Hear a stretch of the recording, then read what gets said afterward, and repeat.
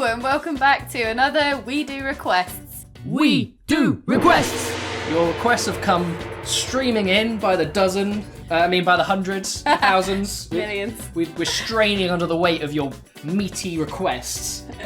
We appreciate all of the requests you've sent in, so thanks very much and keep them coming. We've watched one now, and all I can say is, what the hell did we do to you guys? Why do you hate us so much? We get it, you want to see us squirm. This week's request has come from Olatide Rennie, sorry if I pronounced that wrong, and he is over on Twitter and on his website, Popcorn on Couch, and he does really great film reviews. Does this cool feature called Mixed Reviews Mondays, which is quite interesting, pulling out reviews on films that have had a bit of a mixed reaction, so that's quite interesting, and we'll put a link to that, so definitely check that out.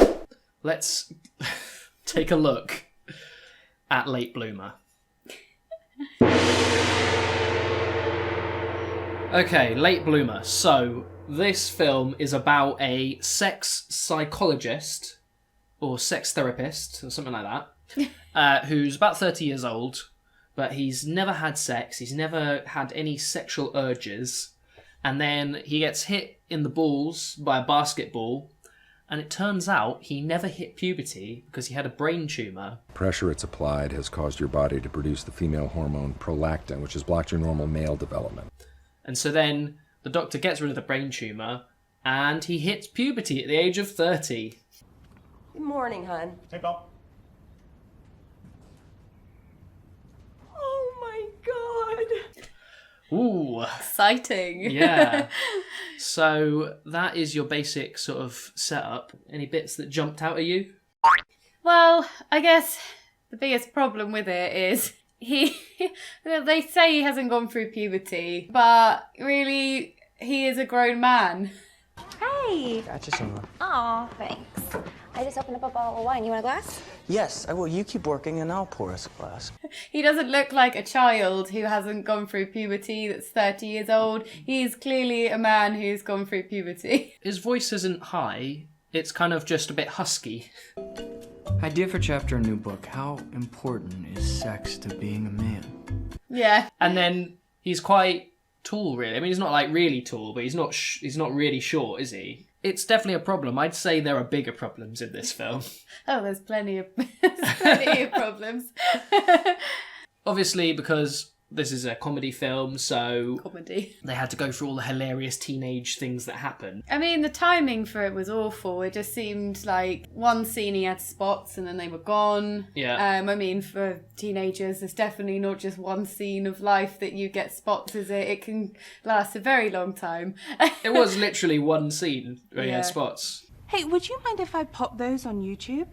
The main focus on the puberty front in the film was sex, wasn't it? Over Yeah. like any other things you Yeah. go through as a teenager. That's shocking that a Hollywood film would focus on sex. That is I know. shocking. That is like new Hollywood. Breaking new ground. They decided it was worth making a montage of masturbation.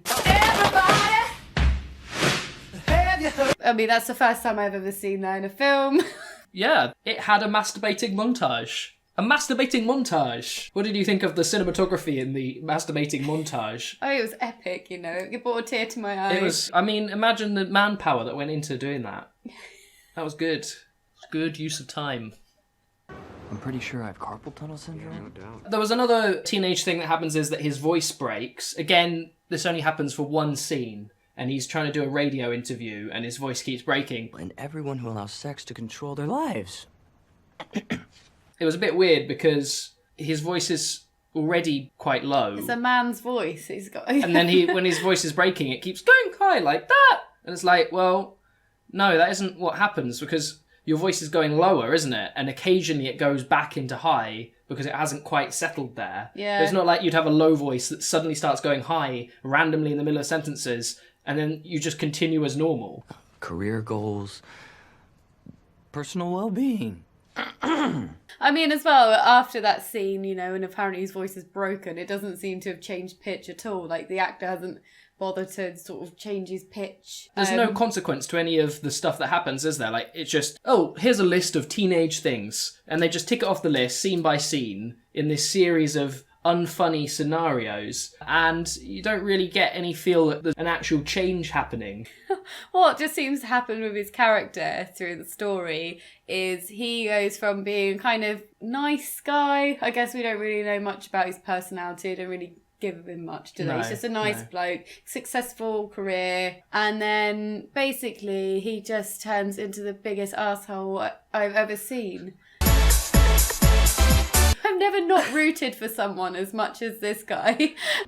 I am gonna ask her when she gets back. That is, if Bobby hasn't filleted her vagina and put it on a fucking plate. It's not funny, man. He's horrendous. Hitting puberty makes him absolutely horrible. Like the worst human being. He's just a complete arsehole, and you have absolutely no sympathy for him. So it's just like, oh, will he get to go out with this woman that he apparently fancies now all of a sudden? He's treated like shit throughout the Yeah, whole it's film. just like, no man, just go away. The whole love story, that is pretty screwed up, isn't it? It's him and the woman who he kind of lives in a flat next door to, and at the beginning of the film they're platonic best friends, although she kind of possibly has feelings for him, but he obviously doesn't reciprocate at all because he has no sexual desire at all. But then he hits puberty and he immediately is just like, I guess I fancy her now. He basically says that as well. He's like, no, now I'm going through puberty. I realise that I like her. It's literally one line, isn't it? Seems to be a new thought, like a new realization.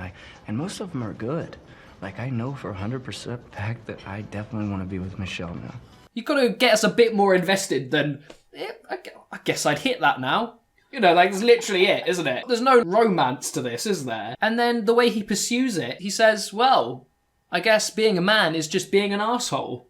Yeah. And then he's just horrible to her. He's really possessive. He gets aggressive. He's emotionally manipulative. He lies to her. Miranda, and we were looking up at a million stars. Okay, we get it. You had a good time with Bobby.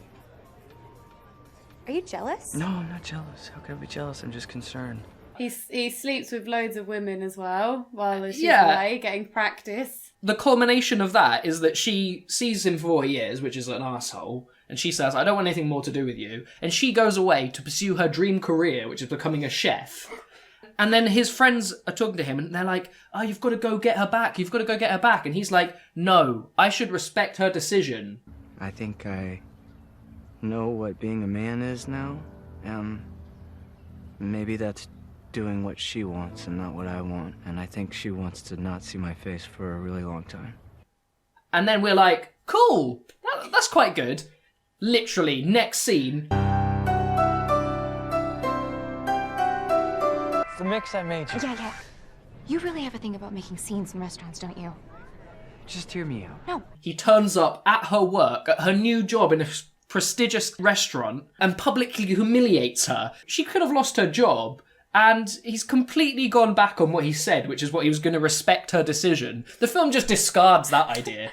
Imagine respecting a woman's decision, you know, and actually not being a weird creep.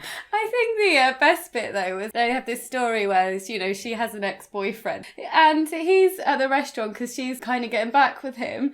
And then she tells him to leave and he goes, he respects her. I just don't see you in that light. Wow. Okay. If you want me to go, yeah, I'll go. You know, you're not meant to root for the ex-boyfriend. But actually, you know, he was quite decent. The reason they broke up was because he sort of ignored her because of his work or whatever. She asked him to leave, he left. Yeah, when it came to He did the decent, respectful thing. And he was the better person. And you know as well, he got her the flowers to apologise, and then our leading man pretends that he got her the flowers. Yeah. And oh, speaking of Charlie, I got a text message earlier, and supposedly he stopped by, and those flowers were from him. You know, the infuriating thing about that is that the film is like, no, clearly the creep gets the girl. Literally the creep is a... I couldn't get my mother a table in this place tonight. But I'll tell you what, kiss her like it's your last chance, and maybe I'll let you order something to go.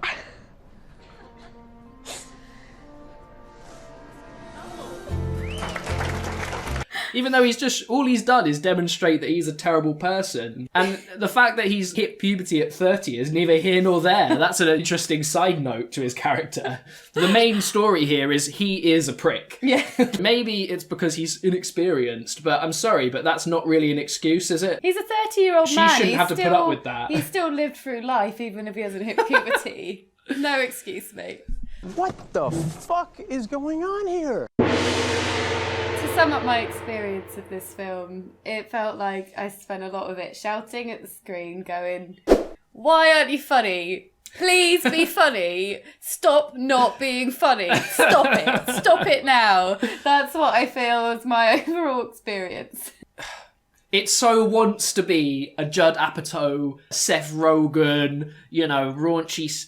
It wants to be the 40-year-old virgin, and it's just not funny. And interestingly enough, it's actually based on a real story, someone who actually did hit puberty late in life. And the original script was written for it, was actually a serious drama. It never went anywhere, and it changed hands, different studio, different producers, different directors. It went through all this long production cycle. Elijah Wood was originally pitched to play the lead, which kind of makes sense, actually. Oh my god, he looks like a man-child. It makes sense. And then eventually it ends up being this comedy. All of the characters are very, crude and speak their mind and are very dry. And that's fine, and it works in Judd Apatow films and some other films and stuff. But this just isn't funny. The thing is, I don't think I'm the demographic for this film, but that's not the problem, it's just bad. Because I have, similar films, I like Superbad and things like that. Yeah, it's just so cringy as it tries so hard to be intelligent and funny, and it just isn't. Fuck away. Fuck away, fuck away, fuck away, fuck away. Lessons learnt from Late Bloomer. Well, what have I learnt? I think another failing of the film, it doesn't really teach you anything either. I think it does try to ham in a lesson. So J.K. Simmons is in it.